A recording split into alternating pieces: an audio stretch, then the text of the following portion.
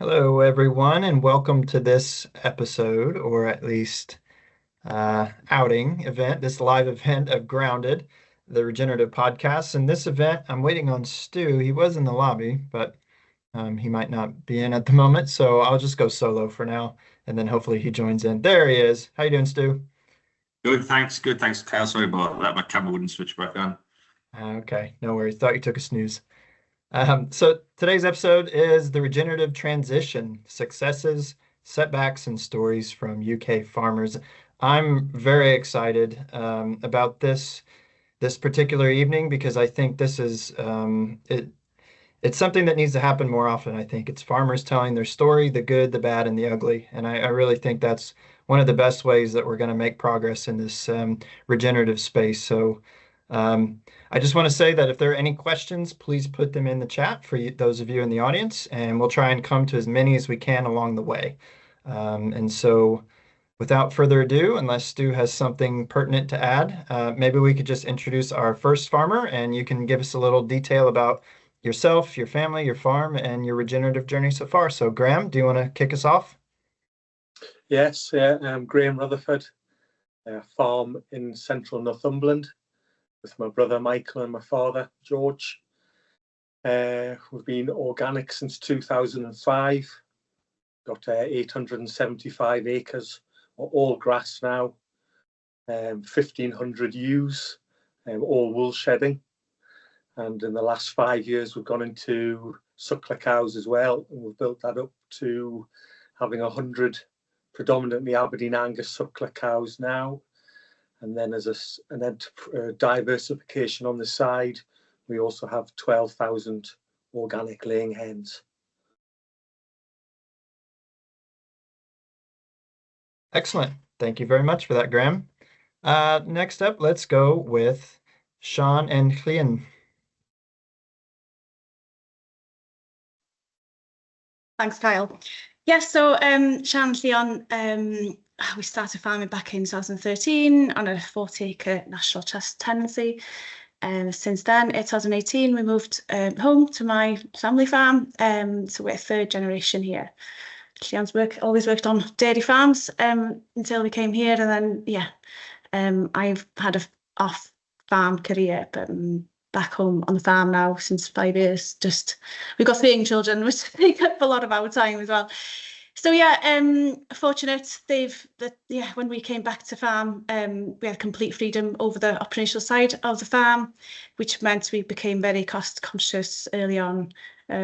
We've been involved in benchmarking and discussion groups as well since we started farming.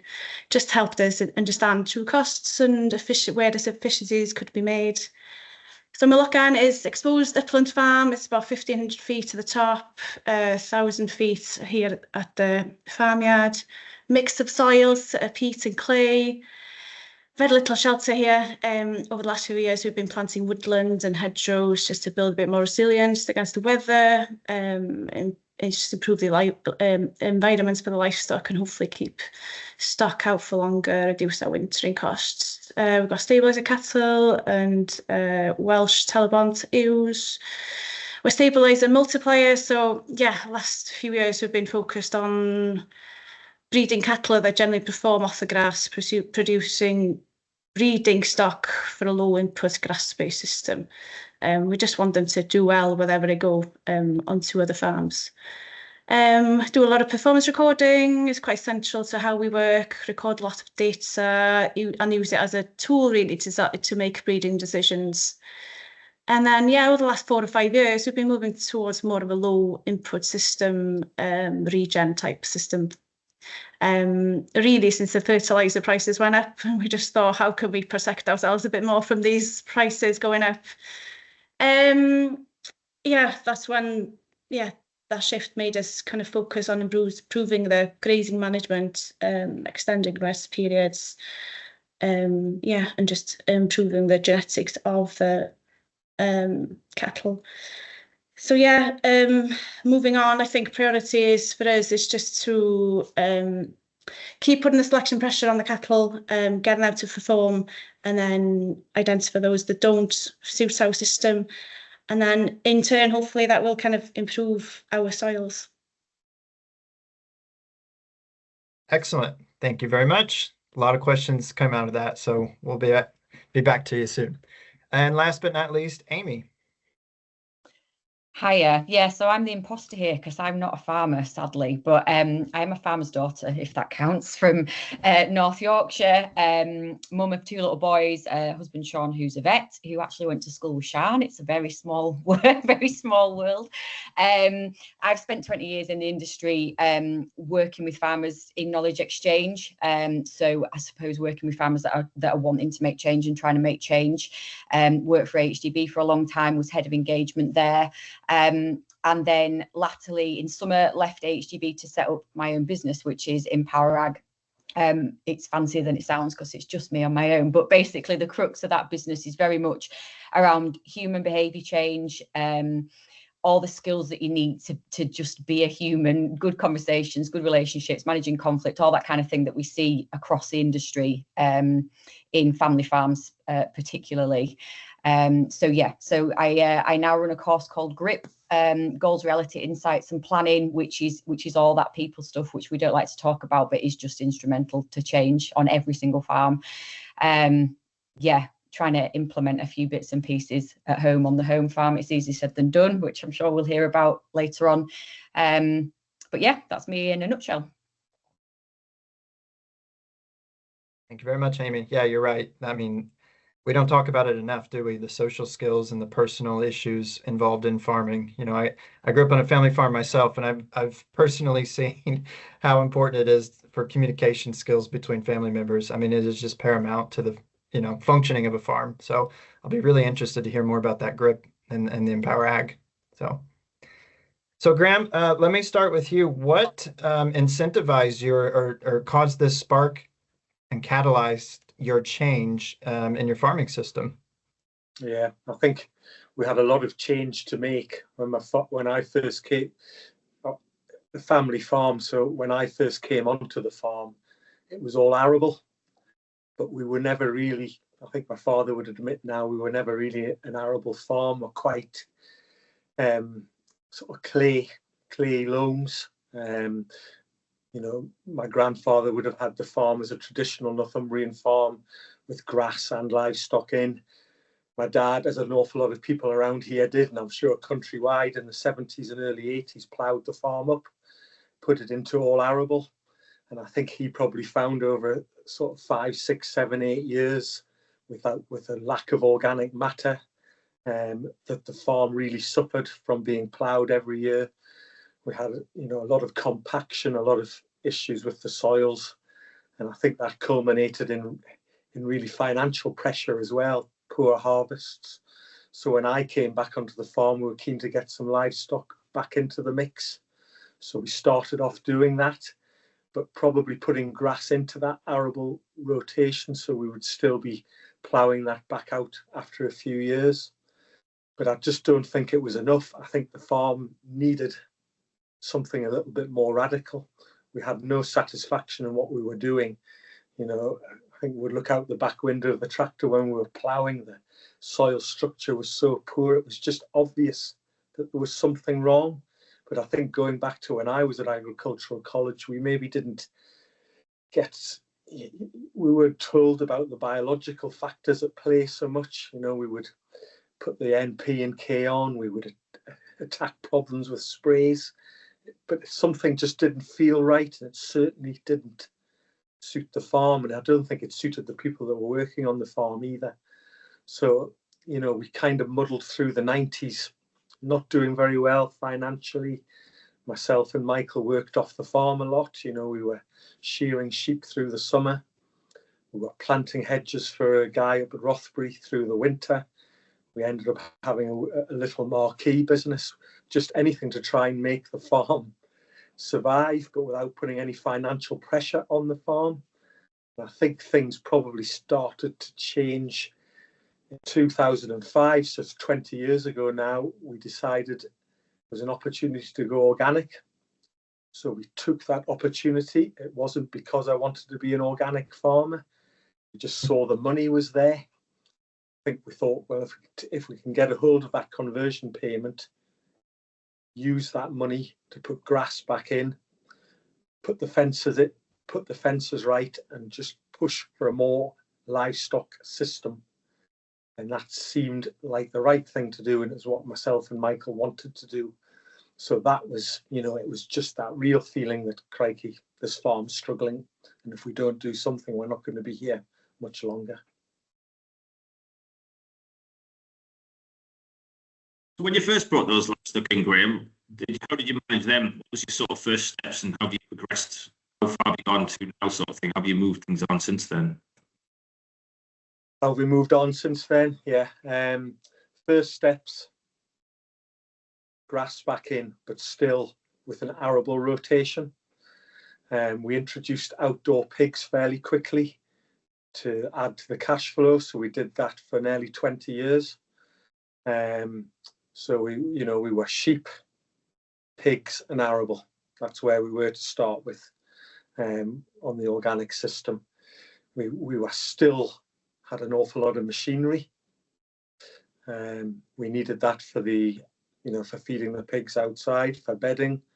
All the sheep were still housed through the winter. Indoor lambing. So a lot of concentrate still being used. But, you know, you soon found out in an organic system that that's an expensive way to do things. So started to look to doing outdoor lambing, which I think we much preferred. So, you know, that got rid of the concentrate costs. Pigs were doing well. They were good for cash flow, but an awful lot of mess. You know, as I've described, this farm being quite heavy in a lot of places, the pigs outside, getting the machines to them, then getting the pigs out of the fields in the winter, that started to become a little bit unpleasant, and a feeling towards the end of doing the pigs that we were quite pleased to be out of that. So yeah, I think that another big change for us came in 2018. We had a very, very dry year, and that year we decided we had an opportunity to sell all the lambs store in one go. We did that, and that led on to the decision that we quite liked that, and so we don't need to be fattening lambs here. Maybe we can just sell them store. If we're going to do that, we can stop growing fodder crops. So maybe we can stop ploughing there. And we're quite interested in the 5 soil health principles, and maybe trying to come away from doing an awful lot of ploughing. So if we didn't need the fodder crops, maybe we don't want to do the arable either.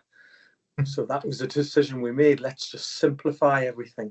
So we've pushed down the line all the time. We've just, you know, there's only myself and Michael, and we had a couple of part-time helpers, but, you know, we don't have a lot of labour. So let's just keep it simple. So the system developed into the sheep going to an outdoor lambing, no concentrates fed, went to all wool shedding.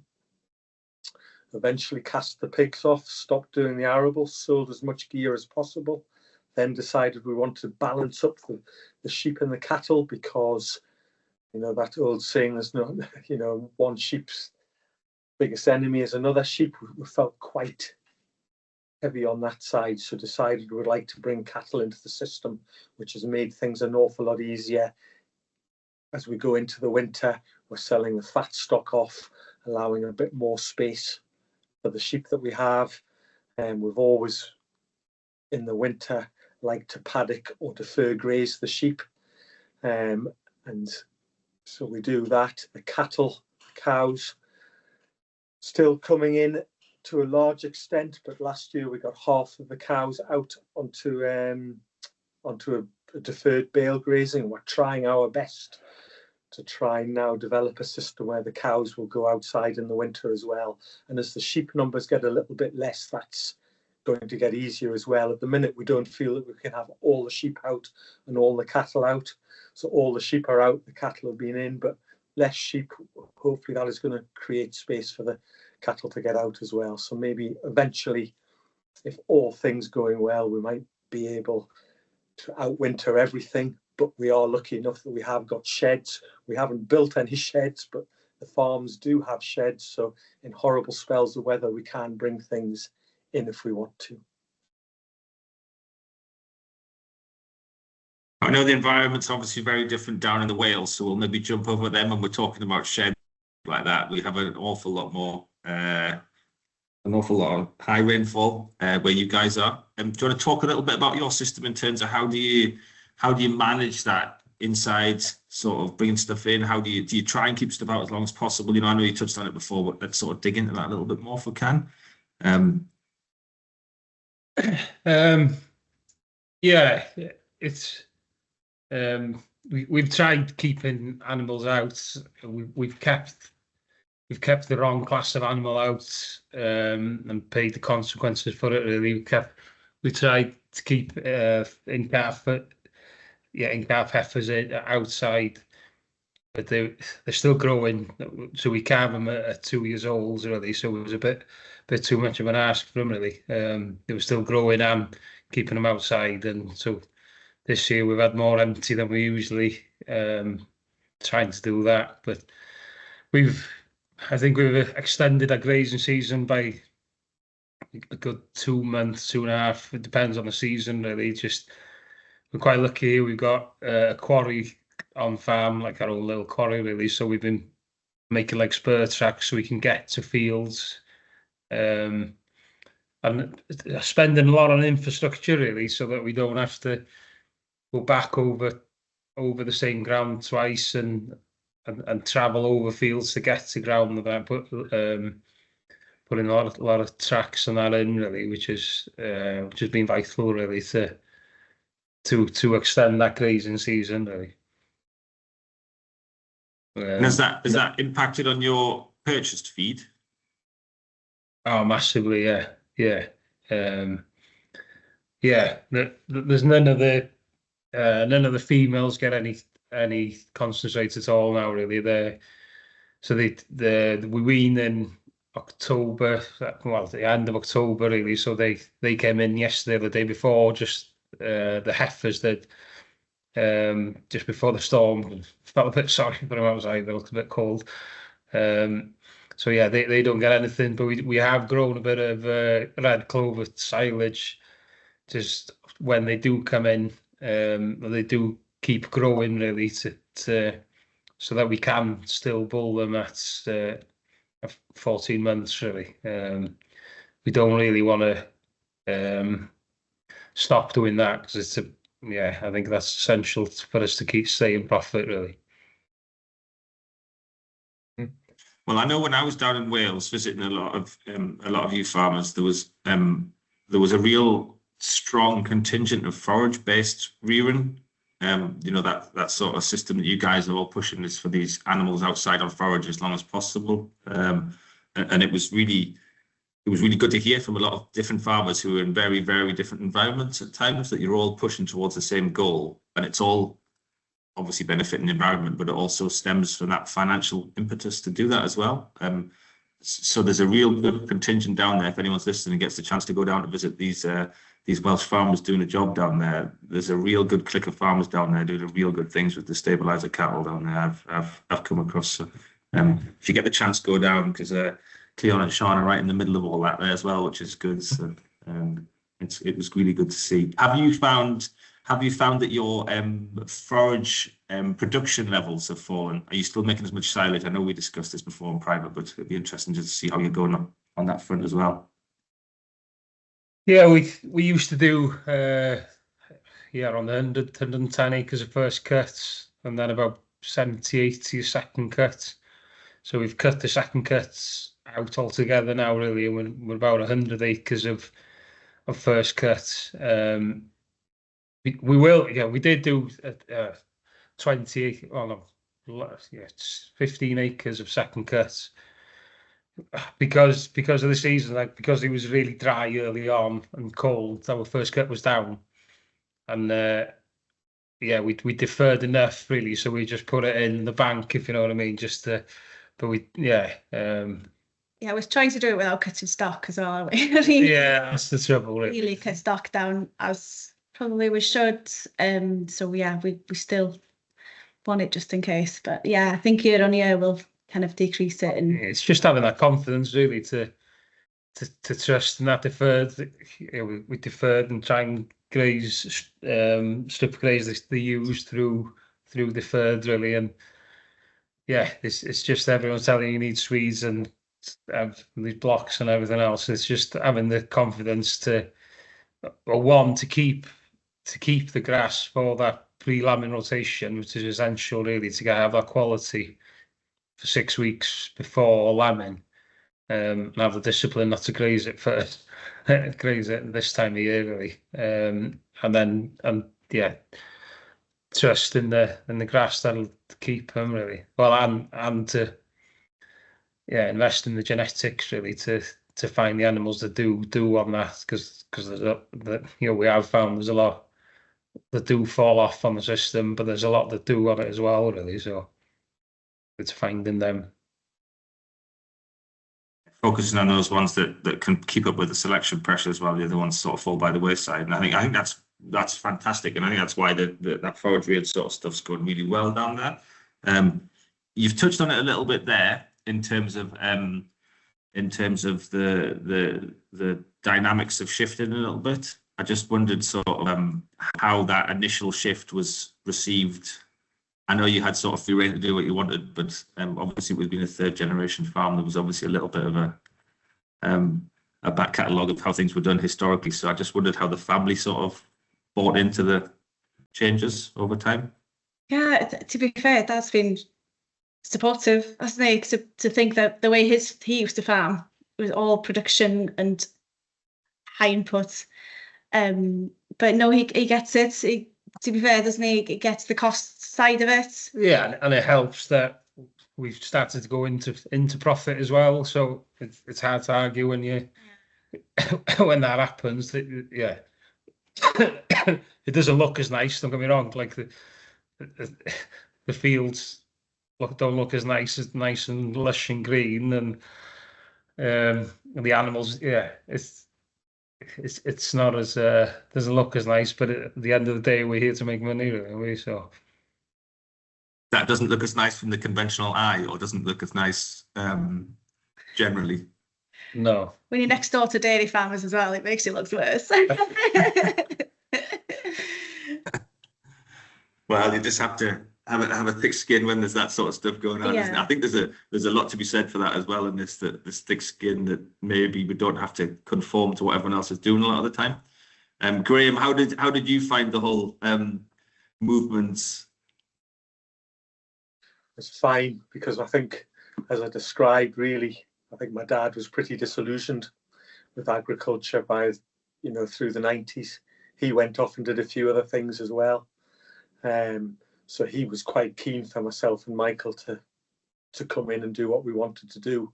And he's always just let us, ever since I came back, I say we've made so many mistakes, and that was fine. He just stood back and let us get on with it, because I think he was quite disillusioned with it. We bought a neighbouring farm in 2010. So my brother moved up there. So I run the family farm. My brother's gone up to the farm next door that we bought, and we run it as one business. My dad's 85 now, and he's still involved. He goes in the hen shed every day and picks the eggs, and he comes down the drive most mornings and knocks on my window. But he's always been very good at letting us, as I say, do what we want. But yeah, some of I know what you were just saying there about it not always looking as pretty. Sometimes you were like, oh, I think you should go and move those sheep, or, Craig, what's going on there? But he's probably just expressing how sometimes we're feeling as well. Because if you get a day like yesterday and things get a bit muddy and puddled up, it's not always easy, is it? So, I would expect that he does care, and he's going to comment on those things. But in general, we've been very lucky, because he's been fantastic. What you've just touched on there about the parents letting you have a go is something that's so crucial these days, that doesn't happen enough. I mean, my father, bless him, has been fantastic in terms of, I think his words were, as long as it doesn't impact on us on a financial level, then crack on. So, but that thing to have a go at a young age, when you're still young and you're hungry and you're keen to push on, is so important. Because I mean, I know people who are in the 50s and the fathers still run the business, and they don't have any say. They're just, basically employees of the family business. And it's just, by the time that they get their chance, without being funny about it, they're going to be kind of a bit long in the tooth for it, shall we say. So it's so important that people get a young go. And I think it's probably a good point right now to bring Amy back in, just to sort of get her picture on this. Obviously, you deal with an awful lot of farmers. So I'd be interested to know, from your perspective, how does this family dynamic play such a big part for people going forward? Yeah, it's massive. I mean, you Shannon, Cleon and Graham are making it sound easy, because that's not normal. That's not normal across the industry. And the other thing that I picked up from what everybody was saying was sort of the drive for change, from my understanding of what you've just said, for you guys was more of a financial thing. And correct me if I'm wrong there, but on paper, like, the research about agriculture suggests that finances isn't the biggest driver for change for people, which might sound absolutely crazy, but it's not. You can show people that they are in the red and have been in the red for a while, and it's only going to get worse, and it still doesn't create change in some people. So yeah, it's difficult, especially, you know, in family situations where potentially the older generation is not letting the younger generation have a go. It's usually a fear of something. There's 4 common losses that we talk about, and it's loss of control, loss of competence, loss of identity, and loss of certainty. So resistance often seems like a total stop, but it's not. It's just a signal that they are scared of something somewhere. But getting to that, of figuring out what that is, isn't always easy either. But you know, the amount of families that I've worked with where the younger generation is just chomping at the bit, and there's real relationship problems going on, like real resentment building and all the rest of it, and dad's this and mum's that. And I'm not condoning some of the conversations that have maybe gone on, but there's always a reason behind it, and it's figuring out what that is, and having open conversations to try and figure out a way around that, to either not dismiss it, but make them feel better about it, or appease that feeling that they've got, whatever it is that's scaring them. But the other thing that I was going to say as well is the social stigma in farming for any kind of change, and I think particularly around regenerative change, actually, in some parts of the country, is massive. I was literally speaking to somebody today that was just ostracized for going like, literally people stopped talking to him in the pub. And it's not the first time I've heard people say that to me. And again, that is, I don't know what they're doing, but I don't want to ask, because that makes me look stupid. So I'm just going to pretend that it's rubbish, and we're just going to blacklist him because he's not conforming to the tradition of this area. He's not fitting in with the identity of this area of the country, he or she, beg your pardon. But it is that I actually think that's bigger in some cases than the family rifts that go on. Is the what will the neighbours think piece for both older and younger generation. And that bothers me a lot, because the protests and stuff that have been going on in London, it's let's all stand together. Yeah, all right. Why don't you just stand together on a daily basis? Why don't you help each other out on a daily basis with the normal stuff? Why are you waiting for something big to happen before you're actually supportive with each other? So yeah, it's tough, that's for sure. And it's nice to hear that you guys have, I'm sure it hasn't all been plain sailing, but it sounds like it's been a positive experience. That's not the case for a lot of people. Yeah, my father, he always says that peer pressure and gossip in the farming community is much worse than in the teenage world. Yeah. He said by far that's been experience. And you know, you use the word identity, and I think that's such a key word to use. You know, I heard someone say a long time ago that people want 2 things in life. They want belief and belonging. And I think as a farming community, you find that belonging, and if somebody challenges it, that really challenges your sense of belonging and your identity. So I think you hit the nail on the head there, because when you move towards something, I think people will take that as, you think I'm doing it wrong? Oh, well, you must think I'm, an idiot, or I'm gullible, that kind of thing. And that's not what they're saying at all, right? It's they just made this decision on their own. And if you react like that, maybe that says more about yourself than the other person, potentially. Maybe that's harsh to say, but no, I couldn't agree more. And I think identity is something that gets linked to the older generation a lot, but it's not. It's a human, universal thing. I have experienced that loss of identity myself, and it's awful. It is awful, but things are never black and white. you don't have to, you don't have to get to a certain age and disappear off the farm. You can still be a farmer. It just needs to look slightly different, because when does the younger generation get a chance otherwise? And again, it all comes back to conversations, because it is, and I'm making it sound, I know I'm being flippant and making it sound easy, but it is a conversation of, right, mum or dad, I would like to make these changes, and my intention here is to not to push you out, but I need a bit of certainty, and I'm bothered about the farm. I'm worried about the future of the farm as if we carry on the way that we are.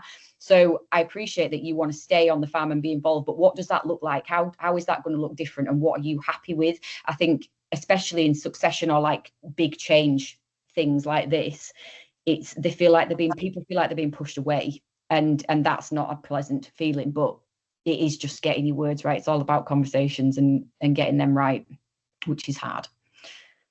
Extremely hard. Communication is key. Yeah. You know, it's hard between business partners, let alone when you're family with your business partners. I mean, that just adds a whole nother dimension of complexity. Yeah, absolutely. Yeah. Mm-hmm.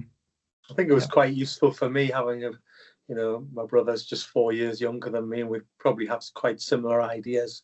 Mm-hmm. So when you are going through change, I think sometimes if I've been on my own, who would I have said, crikey, what the hell am I doing here? We could bounce off each other. Mm-hmm. When we started doing things like rotational grazing and making a mess and stuff, and talk each other through it. Yeah. So that was quite good. Obviously got a very good discussion group up here in Northumberland as well, with a lot of like-minded farmers. So although I've got some neighbours who aren't sort of so much in the regen side of things, they're very, very good farmers. But that's also great as well, isn't it, to be able to go away to the meetings and discuss your cock-ups and failures with other people who've all done the same thing and help each other through it all. That's what I was about to ask the farmers in the group here, is what's been your experience with peer groups, and how important has that been in supporting you and bouncing ideas off of each other? Yeah, massive. I think the discussion groups are a part of the reason why we've gone down this road, because we've got a very good discussion group with Rhys Williams Precision Grazing, and we put benchmark, put all the financial data and everything in, and seeing what works between everyone, between the whole of Wales, and there's a clear pattern that low cost is the most profitable, really. So, and it's just bouncing them ideas off and working a system off of that, really, and finding the mistakes or the costly mistakes before you do them, like someone else in the group has experienced them first, really, which is a massive plus for the discussion groups, really. Especially if everyone else around you won't talk to you. At least you can go to a discussion group to talk it out. It's not that bad. So how far are you having to travel to actually speak to people, Cleon? It sounds like you're not welcome on the Valley anymore. When did you come here last?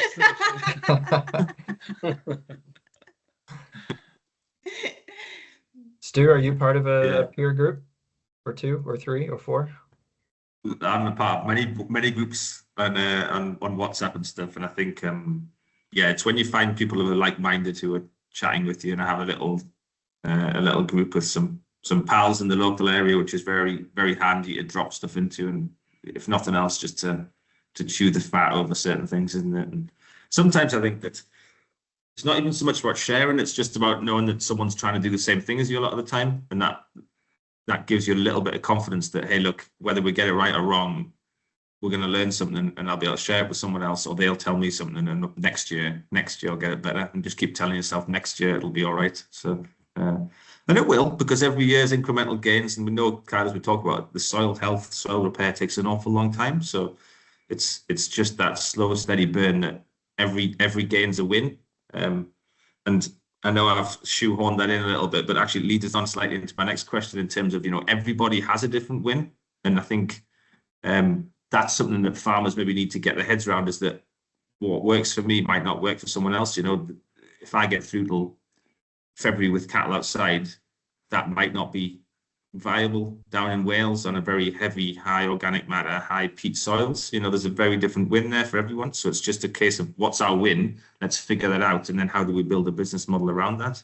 In terms of, you know, Graham, Cleon and Sean, have you understood your wins slightly more as time's gone on? I think you do understand your wins more when you go and see other, you know, we've probably got 50 or 60 people in our group now. So you go and see what they're doing and you can see what works for them. You can see why it works for them. Maybe appreciates more what you, so you come back home, you think, well, this could work well for me. What's working well? So yeah, what's our wins? I mean, we have here at Beulah, where I am, we've got 100 acres. That's pretty dry ground. So I utilise that the best I can in the winter. That's a win. I have some fields that are really struggle and scare me about utilising too much in the winter. So I've got to build my confidence up with that. So, you know, I'm at quite a, I think Michael's next door's maybe slightly better farm for cows. So yeah, but every day there's, you know, there's things when I go to other farms, there's things I think, oh, I wish I could do that. Got to be brave. I give it a try, but I don't just fully understand why it's maybe something that's better for them, better on that farm. Everybody's different systems, just what suits you, but just try and push. I know exactly where we really like to be. As I say, if we could get everything outwintered, that would be fantastic, but don't beat yourself up too much. Sometimes if the weather's horrible, it's just not working. Make sure you've got that little bit of a plan B in place. That's always useful. A really good piece of advice, that have a plan A, B, and C, you know, because things, if the weather goes against you and it's raining 2 inches a day for weeks on end, no matter how good you think your soils are, you're still going to be better off bringing those things inside the shed, because the damage that you're going to do long term or next year or whatever, it's going to be you're going to pay for that somewhere along the line, as you do with everything. So there's no point. Now Welsh contingent. Oh, sorry. There's no point us being unhappy as well. Sometimes you look at the stock, maybe sometimes they're happier than we think they are. Maybe sometimes they're not, you know, you get a feeling for that, don't you? But also for ourselves, you know, I've done certain things where I've lain in bed at night, hearing the rain hitting the window, thinking, oh God, I've got those sheep in the wrong field or something. You don't want to be lying awake at night. You've got to be right for you as well. Great advice, Graham. And the Welsh contingent, how do you feel like your sort of aims or wins have sort of changed over the years? Yeah, forcing yourself to change the mindset as well, really. And it's like with the lambs, be willing to push them on and get them lamb earlier to get them gone as soon as you can to get the high price. And the mindset's changed from not getting the high price, but getting the livestock, the lamb outside on their own, and then sell that lamb off grass, and you still make as much money in the end with a lot less stress. Like lambing them all outside. This year was fantastic, really, the weather over the spring, but like, you don't have to have staff in to lamb. We don't get up at night to lamb them more calves, really. So it's just them gains in your lifestyle as well, really, as well as financially, really, that we're not reliant on them inputs all the time. On the edge. Yeah, on the edge all the time. So yeah, it's the fact that you can make money and not have the highest price in the auction mart, or it's more about the margin than that final price, really. Yep. Yeah, I think that's absolutely crucial as well. I'm just talking over you again, Kyle. Sorry. Yeah, I think that's really important, that margin over yield mindset, and getting your head around the fact that actually we can be a lot more profitable if we're not chasing the top in the mart. And that's something that possibly is ingrained in farmers, that they should be top in the mart every week. Now, whether that's, you know, if you like doing that, that's brilliant, but it makes sure we're doing that in a profitable way rather than just doing it for the sake of doing it. Amy, I'll bring you back in again if that's all right. You obviously will come across this sort of stuff and this dynamic of people trying to find what their wins is, whether it's on a social level, economic level, environmental level. There's a whole host of different wins that people like to chase. And I guess how do you encourage people to find that and to see where they're at with it? So for me, and this is going to sound waffy, but just bear with me, you've got to, I get told a lot from a lot of farmers, there's no point having goals in farming because everything changes so much that you just can't ever achieve a goal because you've got to change. Well, for me, you're thinking about a goal in the wrong way. Your goal, think of it like a magnet, like why? And I don't mean just on the farm. When you're working on a farm, it is the whole thing. It's your life and everything. It's really hard to separate the two. Let's be honest, as much as we like to talk about work-life balance, it's not really a thing unless you specifically focus on that. So if you figure out exactly what your why is, so I'll give you an example. My why when I left AHDB was to be around for my kids more, and when I was with them, to be present with them and to make enough money. Enough, not loads, enough. And because of that, I've ended up doing loads of different stuff that I didn't think I would do when I left AHDB, but because it all fits with that, it's fine. I'm happy. And I think if you can figure out the same for farming or for your farm business, do you want to farm with nature? Do you want to hit X amount a year? What is important to you? How much time do you want to have off? And figure that out and really get it nailed down.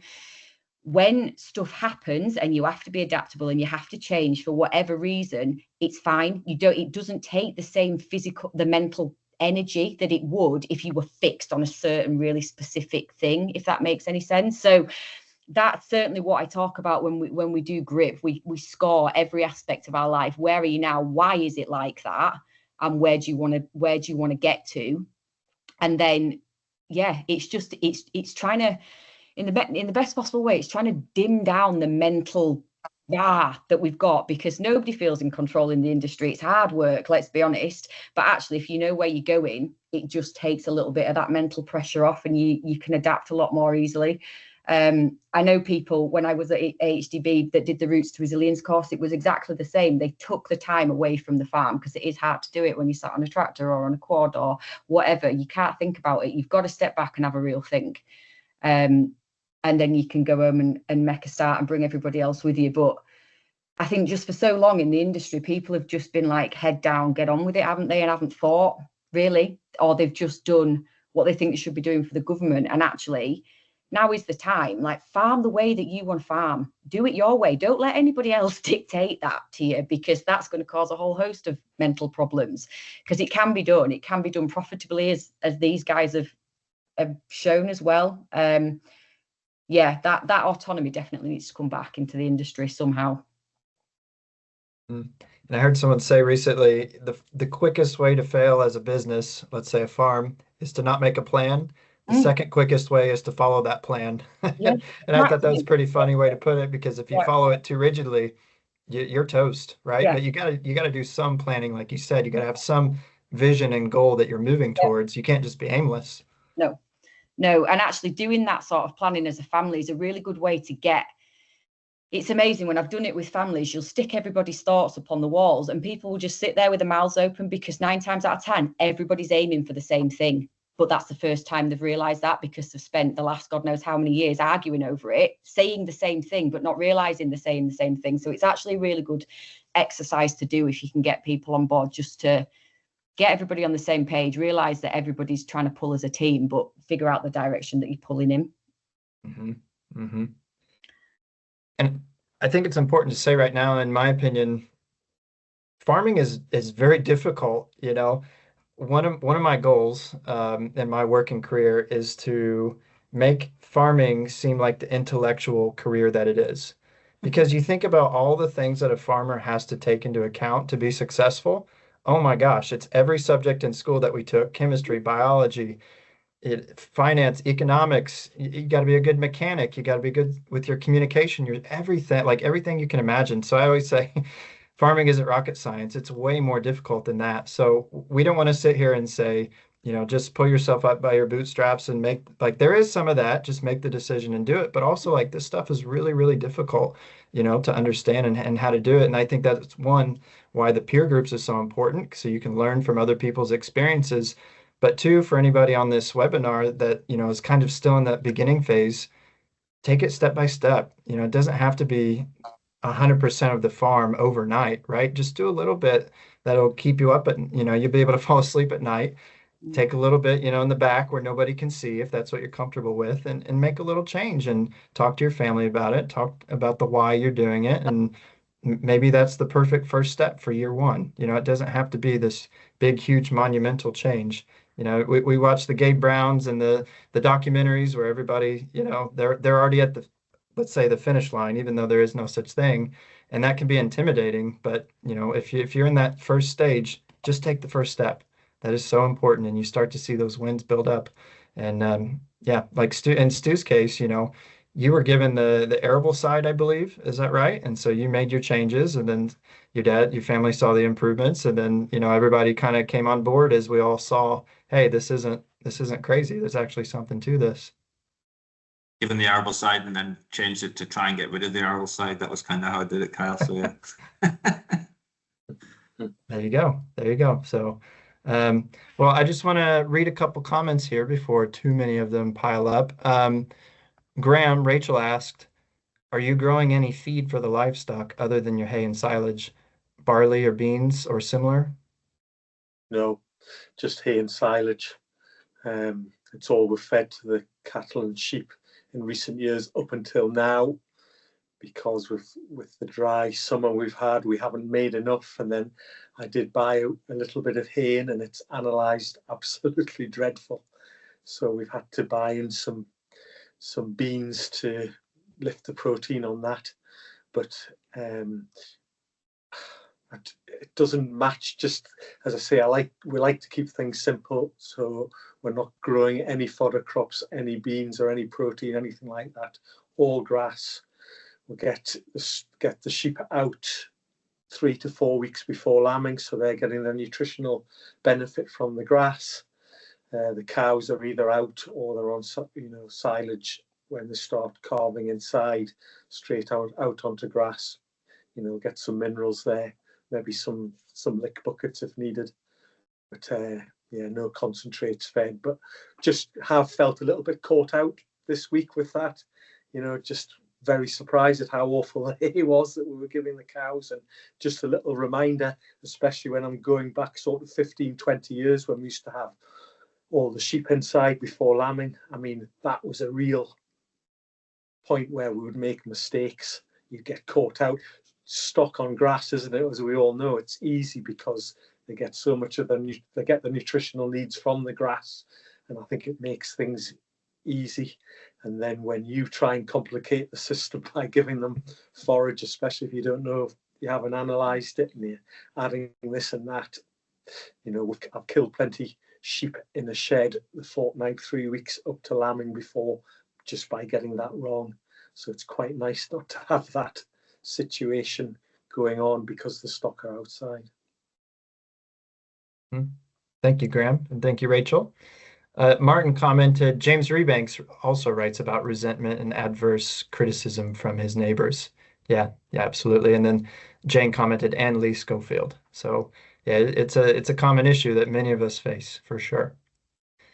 And then Mark commented, if you start to think differently because you've gained a greater understanding as to how to gain healthier land, you'll start to see differently, and you'll gradually feel more confident that different is good. It gets easier and builds momentum. So Mark, your comment, it brings two famous Gabeisms, Gabe Brown quotes to mind. Number one is change. If you want to make small changes, change the way you do things. If you want to make big changes, change the way you see things. So you're absolutely right. When you change your paradigm, you change the filter that you're seeing things through, that's when real change happens. I totally agree.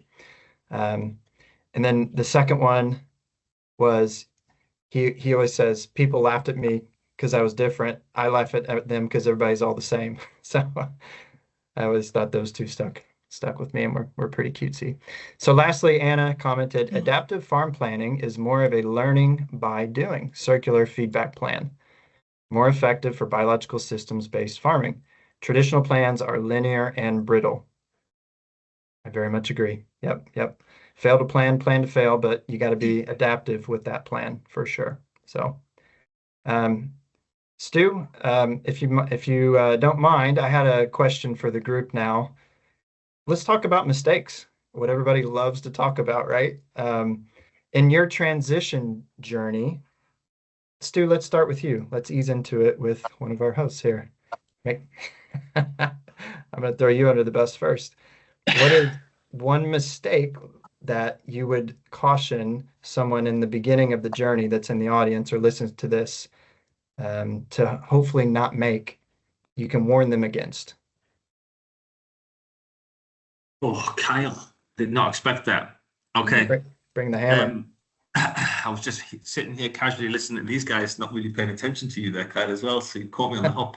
Yeah. Okay. So for me, I think one of the things that I would caution against is trying to go to the end straight away and thinking we can just jump straight in. Now, whether that for my placing, for example, I got caught when we went to sort of taller grass grazing with the cattle, and suddenly realized that my cattle breed wasn't quite right, and suddenly realized that my lays weren't right because it was all ryegrass and white clover and all those sort of things that people tell you about, but you think, well, I'll just do this anyway.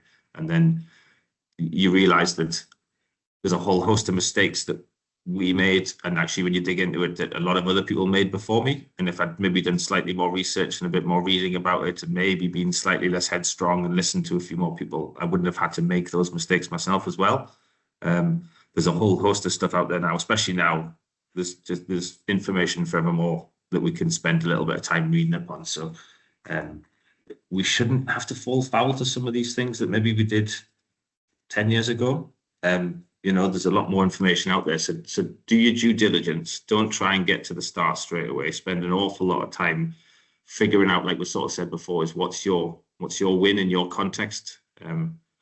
Going through till outwintering the whole year round on year one, having not shut up anything up, and haven't put the prep in or haven't earned the right to get that, it's just not going to work, and you're going to crash and burn. So if we want to have a goal and a target, make that goal and a target, and then figure out how we need to make that work. I think it's obviously a good way of doing it. So I think that's all I can think of at the minute. What I will throw out, though, for the rest of the guys is, and you don't have to answer it yet, we might revisit it because it's a very difficult question, this, and I apologize, but someone asked me it once and I thought it was brilliant. What's the best mistake that you've ever made? So we don't have to answer it right immediately, but it's a fantastic sort of thought-provoking thing that often we make a lot of mistakes, and actually when we dig into that, it turns out actually that mistake opened up a whole host of other doors for us on the way. So yeah, I could share mine at the end if no one's got anything else, but we'll go through some of the mistakes that people have made first.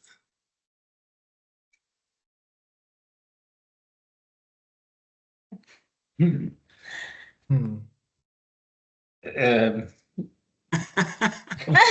Breakfast. Trying to pick one, really. Yeah.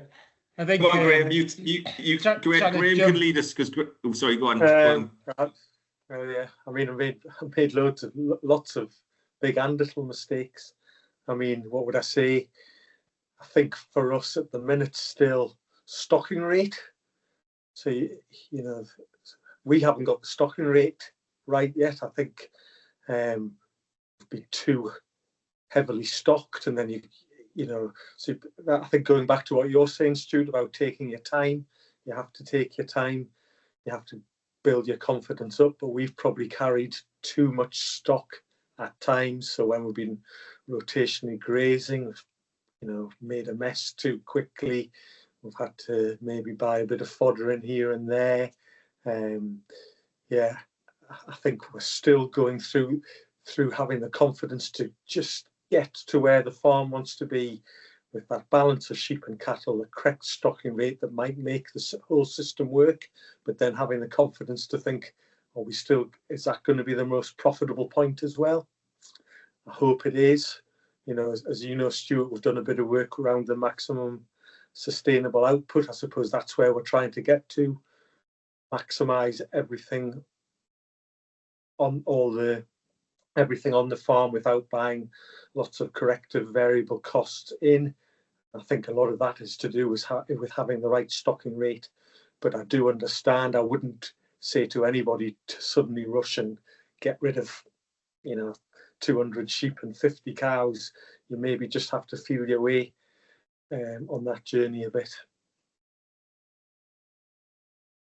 Yeah, I think one of the mistakes it was when we decided to go onto all to lamb everything outside. Really, we'd had a few, well, like half, 3/4 of the ewes were improved Welsh, like Talbot type ewes, but we had a bit of Aberfield crosses and a bit of crossbreds here as well. So we just put a Welsh tup on everything, and then we just went a bit stubborn, really. Right, well, I'm outside this year, really.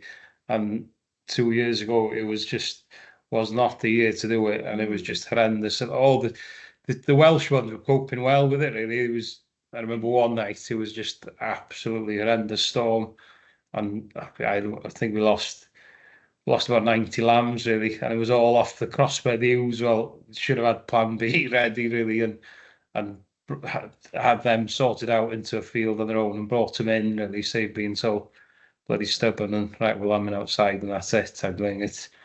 It's the seasons are so different, and so it's just getting that plan B ready, and until we get the stock, all the stock, really, to where we want them, really, or close to where we want them, that can cope with the system. Thank you for that. Amy, do you, in your experience with farmers, do you hear a lot of aha moments or light bulb moments? And is there a pattern? Is there a certain mistake that you see farmers making that actually ends up being a catalyst for change? I don't know whether there's a common mistake, no, because everybody's context and situation is different, but that is always where the aha moments come from, when something goes wrong, or when something goes wrong with somebody that's in their peer group and they're just about to make the same mistake, and so therefore rectify the situation. Yeah, if you're not failing, sometimes you're not trying hard enough. So that is where always where the aha moments come from. Absolutely, yeah. And obviously how big the mistake is dictates the consequences of that. But if it's something that's easily solvable, it's that's where your biggest learning comes from. It can definitely put people off if it's a big mistake and it's had a big impact. That really knocks people's confidence, especially in the early days of people that I've worked with moving towards a regenerative system. Because, well, coming back to the peer pressure and the family dynamic side of things, in the early days, people are almost waiting for you to fail, as awful as that sounds. And so the smallest mistake and the smallest failure people jump on, and then it's just a bit of a snowball effect. But I think when people have got the confidence a bit, it's definitely like, I live by that. If you're not failing, sometimes you're not trying hard enough. Yeah, I've shared this at some of our workshops, but my father was a fighter pilot in the U.S. Air Force, and their motto, you think about an industry where you can't fail and failure has catastrophic results. Their motto was fail your way to success. Yeah. For that very reason. If you're not pushing the envelope and you're not trying new things, you're not going to be growing. Mm. Yeah. Mm-hmm. Yep. Within reason, obviously. Yeah. I mean, I'll go back to saying in 2018, I'm not going to say it was necessarily a mistake, but having all the lambs on the farm and having nothing to feed them, which led to us having to sell those lambs as store. That was something we absolutely did not plan to do, but that had such a snowball effect. That just came out of the blue, somebody ringing up saying, do you want to sell all your lambs? Well, I've never thought about it. Right, well, we'll do it. And the effect that had on our farm, it's not for everybody, but for us, we did it. And as I say, then realised, well, we don't necessarily have to fatten these lambs, so we could stop ploughing if we want to. We could get rid of the arable enterprise because it's not really making us a lot of money. And then that just kind of snowballed and led on to where we are now. But if that phone call hadn't been made, probably it doesn't seem rocket science just to think I should have thought it of myself. I'll just send all the lambs to market. But that wasn't really an option. Just 3,000 lambs. What am I going to do with them? Well, I know a guy who wants them all. That was what the phone call was, and our whole system developed from that one moment. Really, so and we sell most of our stock store now. It's allowed us to carry a few more ewes, a few more cows, got rid of an awful lot of work because we're not spending all the autumn bringing sheep in off fodder crops and weighing them and having the death and the worming. We just concentrate only on the breeding stock. They all get mobbed up into 2 or 3 mobs, rotate around cows. And we've actually took advantage of the good cattle trade just a few weeks ago and sold most of the calves store as well. And I wonder whether we might carry on with that situation as well. And again, that's probably come off this dry summer and thinking, what the hell am I going to feed them with? So, you know, we got great money for them. Are we better just carrying a few extra cows and doing that every year? So, you know, but yeah, a dry summer led on to all of that.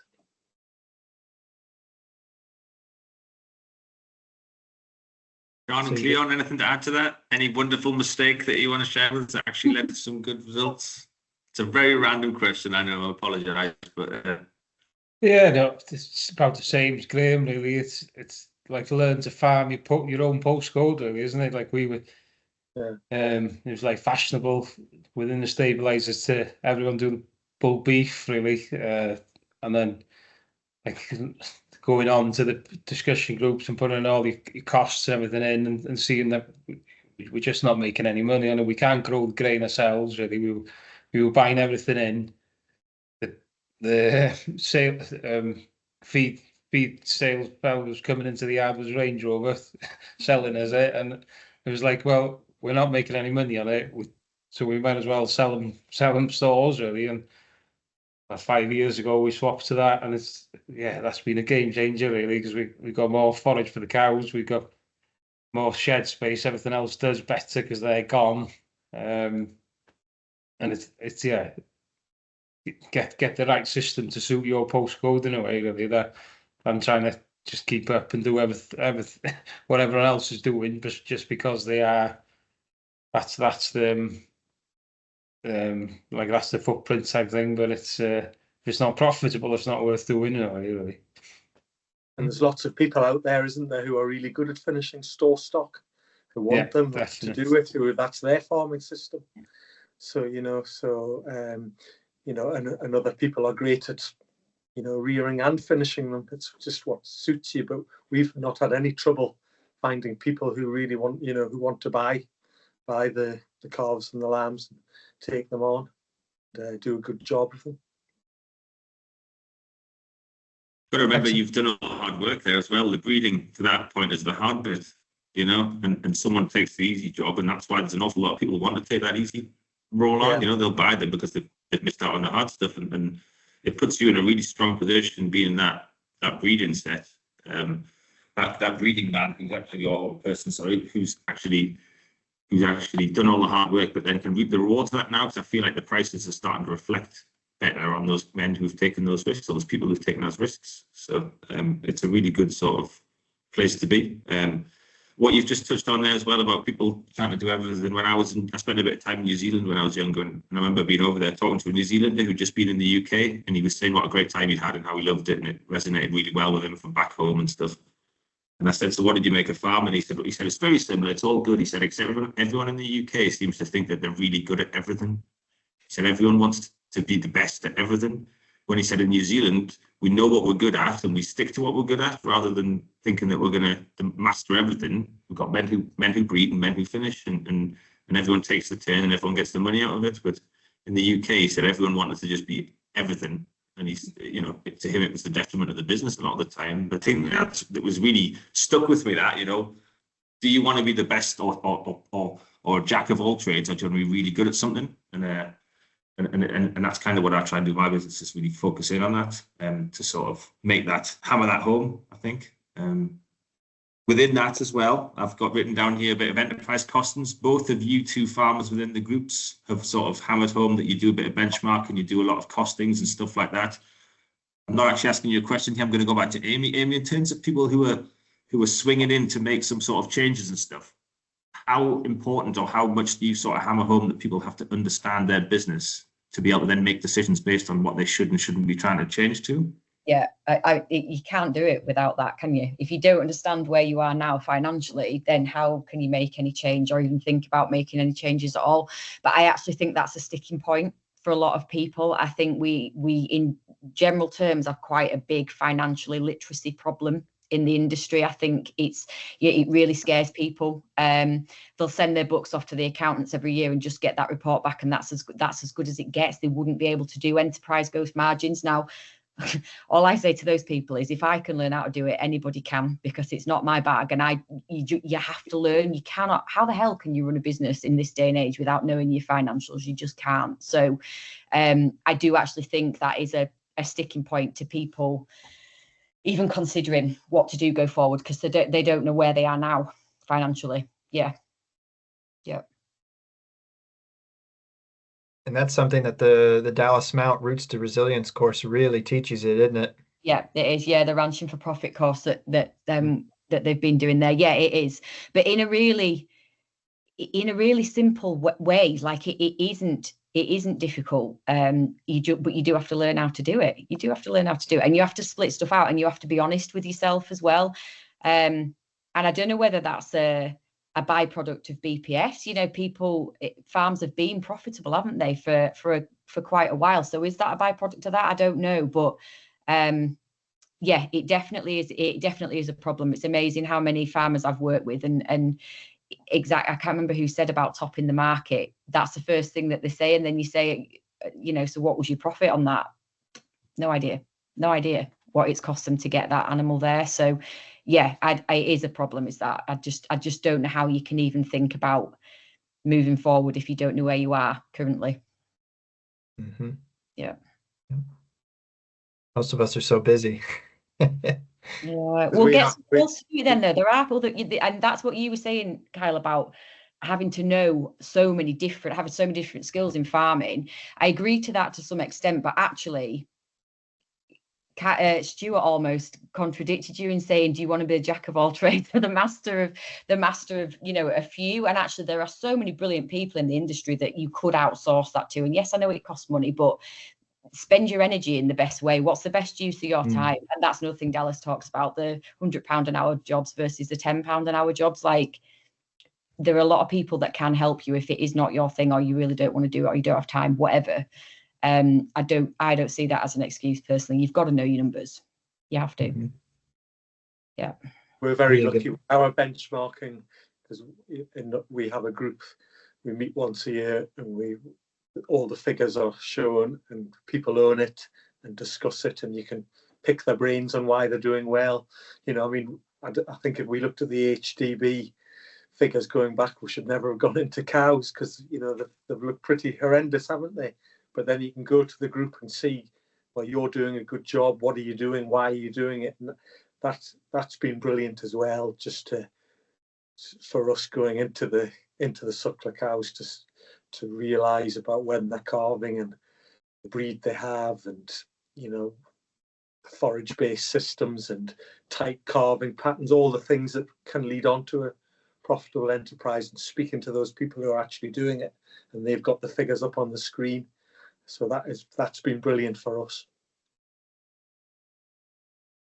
Thank you very much for that, Graham. So I think it'd be good to spend the last 20 minutes or so reading some of these questions in the Q&A from the audience. So some very good questions, so I want to make sure we have enough time to get to it. So the first one comes from Dan. Dan asked, to the group, what sort of pressures are you putting the sheep under to adapt them to your new/changing systems? And how do you see these pressures changing moving forward? Very good question. I think for us, just putting them on the rotational grazing system, really. I'm not putting them in the shed as well, really. So they've had to learn to cope on grass. They do get silage from, it depends on the season, really, for about a month, 5 weeks, really, January. And then just keeping them all in one tight group. Well, some of them, the ones that don't jump through the fence, really. Yeah, but it's just, and that was a learning curve for us, really. It's like finding the right size mob, really, because 3 or 4 years ago, it was like a really good growing season here. It was dry, really, so the drought suits us. So we just added into the mob. We had 550 twins in one mob, and the lambs just fell off a cliff. Really, they It was just the didn't first time we put them under the pressure of precision grazing. yeah. So it's yeah, it was just too much for them that first year. So we've just learned from that, and we're still so we've got more than like 300 twins in one mob now. Really, they seem to cope well up to there. But yeah, so it's just keeping them in that big tight group, really, and putting pressure along to graze higher swards, really. They don't get the high swards that the cattle get, really, but we do try and keep big residual, really, and go into bigger covers. So they do. There has a lot fell off the system, really, but we try and every time we get them in, we pick any of the thin ones out and just sell them off every time, really. Just to try and find the resilient ones. Mm-hmm. Yeah, we would be similar. We certainly when we're mobbed up big groups through the winter, we had an issue with the gimmers in amongst the ewes. They struggled a little bit more, so that was something we just had to sort out. And I fully agree in the summer as well.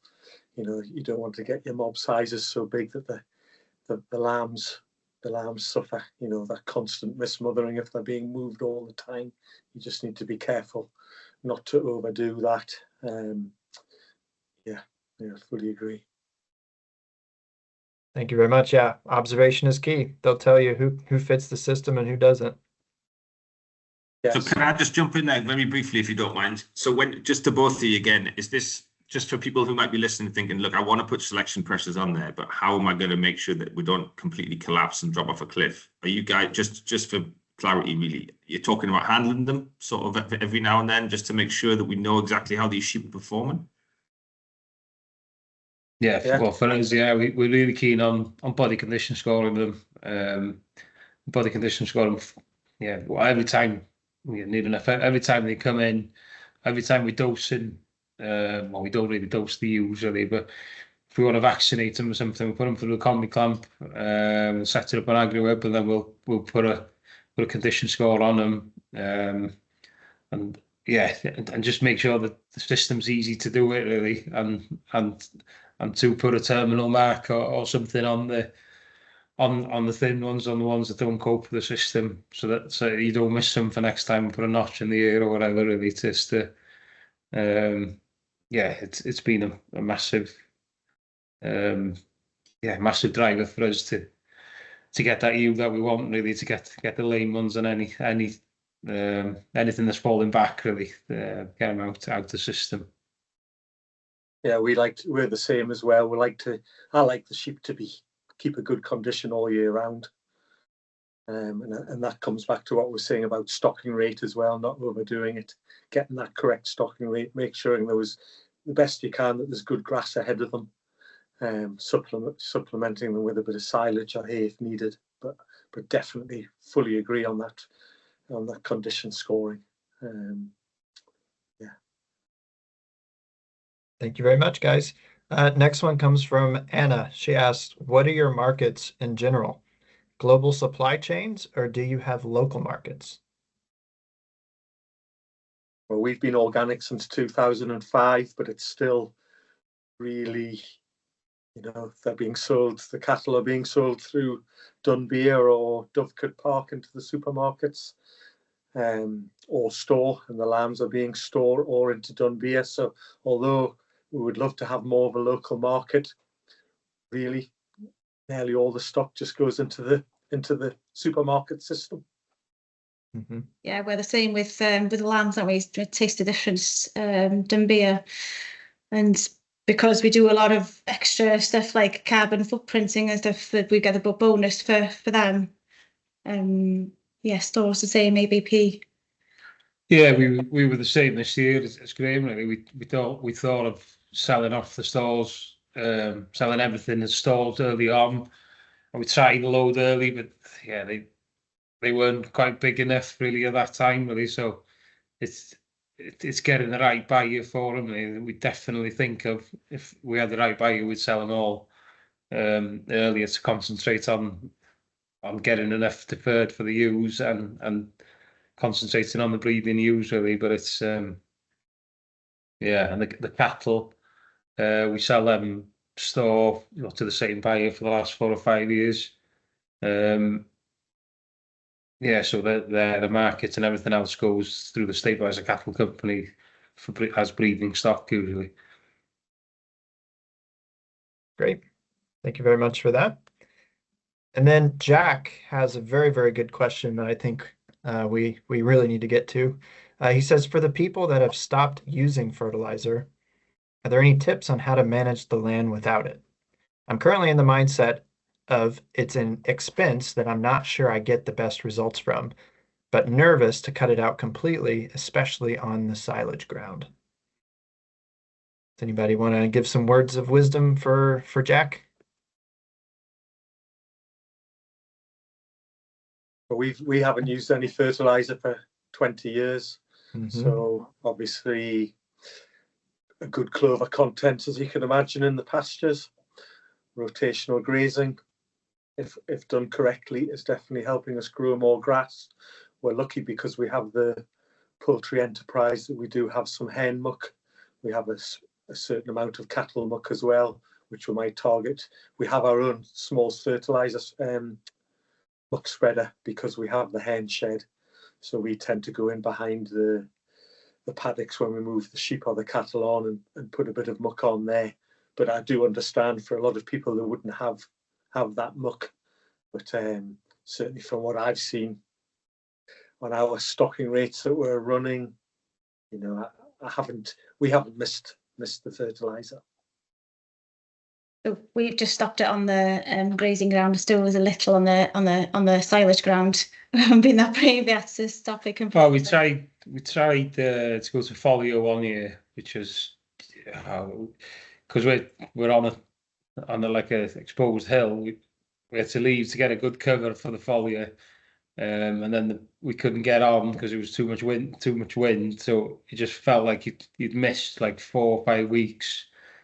And it didn't really have an impact anywhere really. So we've gone, yeah. So we don't abuse anything on the grazing ground, do we? We haven't, yeah, for the last 4 or 5 years. And we didn't reduce stock at all. It won't work for everyone. But it just happened for us. It seemed to work all right, didn't it? Yeah.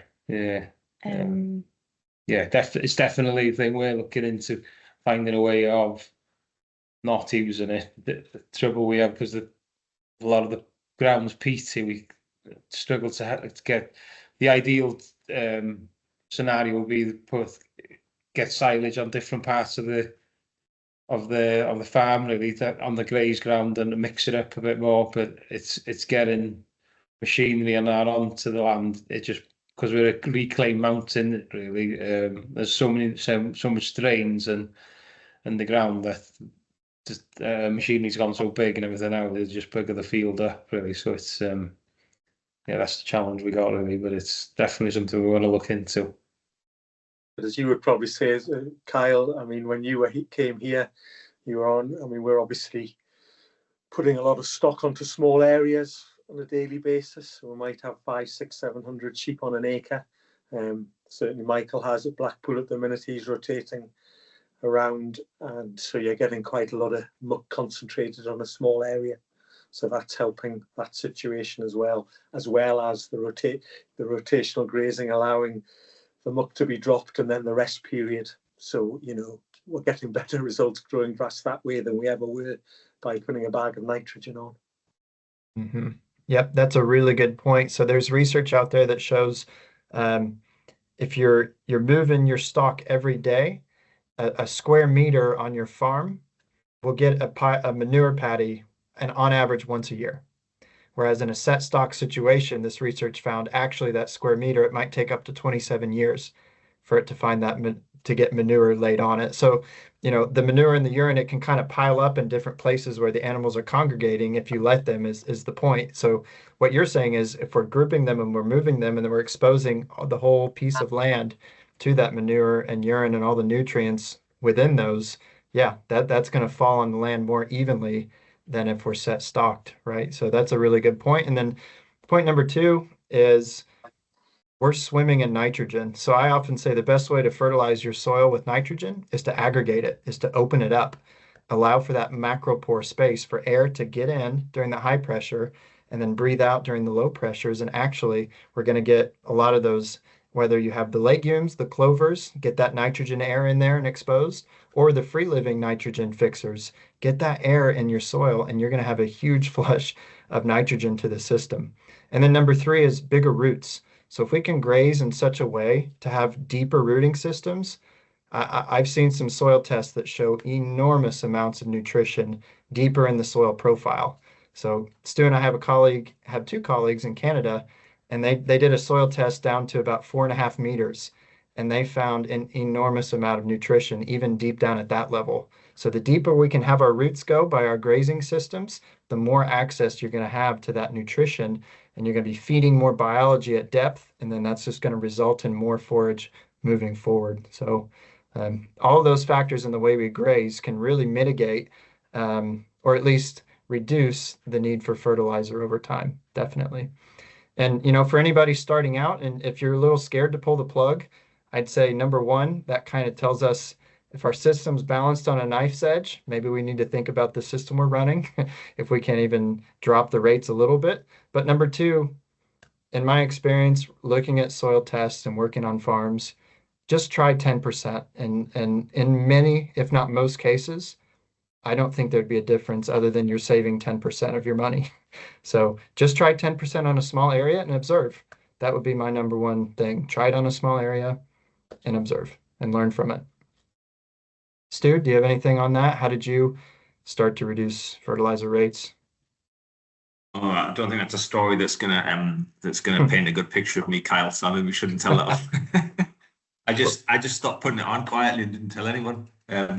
So the rest of the family was thinking that everything was going swimmingly, but then the fertilizer was building up in the shed. So, but I wouldn't advocate anyone else doing that. That was me just at the time being a little bit gung ho with things. But like you say, reducing it, and no one noticed the difference. We were, very swiftly, sort of 2 years in, 50% less fertilizer had been applied, and no one really noticed the difference, which is great in one way, but also how many years have we been applying 50% more fertilizer than we actually were using? We were just wasting money year on year on year. So it was fantastic to see that everyone was still speaking to me at the end of that little trial. But actually, it was also a bit of an eye opener that we'd spent so much money on fertilizer and probably to no gain. So yeah, you're right that if we can get biology doing the job for us, we don't need to utilize or rely on fertilizer as much. And a lot of it really sort of comes down to that whole thing of aggregates in the soil. On a visual level, stick a spade in the ground. If you've got some really good aggregates and you've got some really good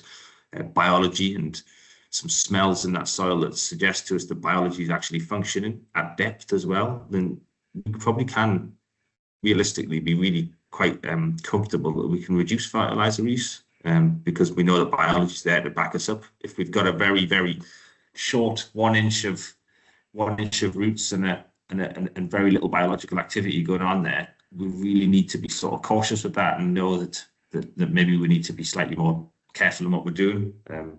Neil's made a good point there, I see just below, in terms of, we can shift to some form of liquid nitrogen with a sprayer if need be, if that's what we sort of want to try and reduce our nitrogen applications and costs without necessarily withdrawing from nitrogen completely. That's a sort of stepping stone if you want to try that. Trial and error, definitely try it and monitor the results. I was definitely guilty at the start of maybe trialing stuff and then forgetting to make notes and then having no idea where I hadn't put fertilizer. So yeah, trial it and make sure you leave a check strip to see what's going on and make sure you know where that check strip is. So. Excellent. Well, we have quite a few good comments here, but I'm kind of feeling like this is a good place to maybe have our final comments and maybe say goodbye for this episode. So I just wanted to ask the group one more final thing, everybody on the panel. For anybody in the audience or who's listening, who's starting out on this journey, what's one piece of advice that you could give them? Maybe Amy, we'll start with you. I'll voluntold you. I think my biggest piece of advice for anybody making any change at all, regardless of whether it's a shift to regenerative or otherwise, is try your hardest not to cling on to what you know just because it's familiar. Like, that is the biggest mistake that I've made over my career and life, and I see it a lot with farmers, and it's totally natural. Like, that's really natural thing for people to do, but I do think that that's what keeps us stuck. And we can make stories up and tell ourselves all the reasons under the sun as to why that's the right thing to do when we know that it's not really. So just try and recognize that in yourself and move past it if you can. Excellent. Excellent. I think it's probably easy. It's not easy to keep moving forward without other people with a similar mindset helping you along the way as well. So, if you have got a discussion group in your local area, a group of farmers who's doing what you want to do, try and join that would be, I think, great. And just so that you once a month or once every 2 months you can go there, discuss your issues, and they'll help you through that. So I think that would be great if you can do that.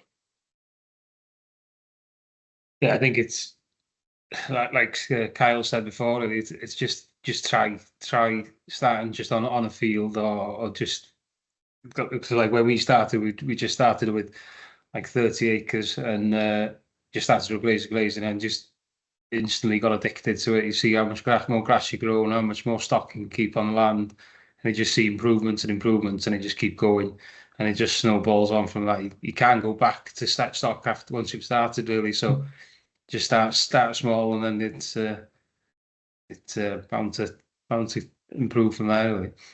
Yeah, we've listened to a lot of podcasts as well, so that's something that's kind of I'd advise as well. It's just podcasts, and just the more you hear about it, the more you can learn. It's kind of the more information you have, kind of going forward. Stu?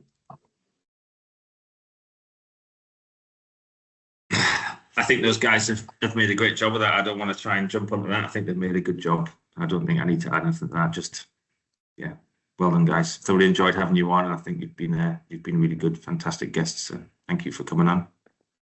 Yeah, thank you very much. Thank you. Thank you. And I just want to say that if you're interested in working with us and getting us out to your farm, you can contact Regenerate Outcomes. And our next live event is coming up on January 23rd after the new year.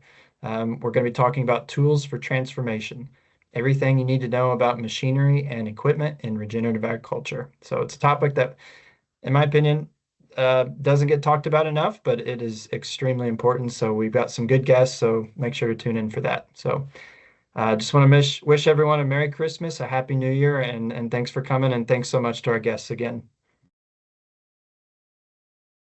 Thank you. Thank you Thanks, very everyone. much. Goodbye. Take care. Thank you.